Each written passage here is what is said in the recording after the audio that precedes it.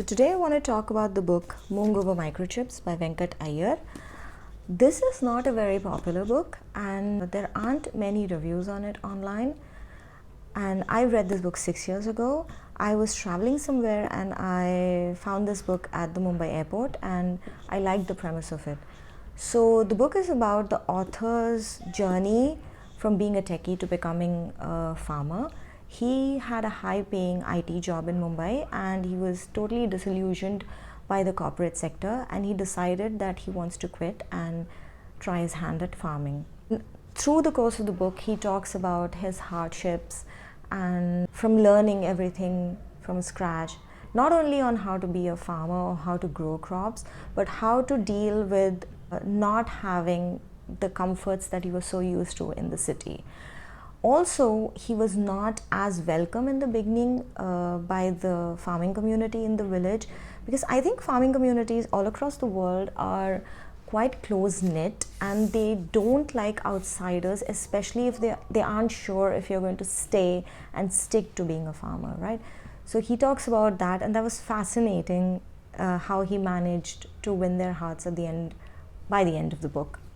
He also gives a lot of tips throughout the book about farming, and even if you're not a farmer, if you've gardened a little bit, you would know that like plants generally are living things and you can't control every aspect of it, and at some point you have to realize that some plants just won't work for you. You don't have the right atmosphere for them to grow, right? He also talks about the rural hardships that we don't even think of when we're in the city, and like day-to-day comforts. There's one incident he talks about in the book where there's I think it was a cobra, or there's a snake that comes into his house and nothing happens, it leaves.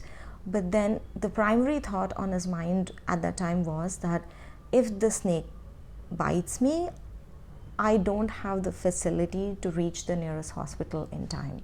So like basic things that we take for granted aren't available in the villages. So I wish, however, that it was a little bit more engaging. At times it seemed like more like a report than a story. There was a little less storytelling. For a non-reader, it might be difficult to get through the book easily.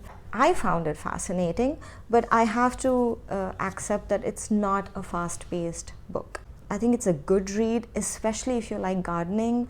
There are many small stories in it that are heartwarming. So it's a nice book. It's a nice book to read.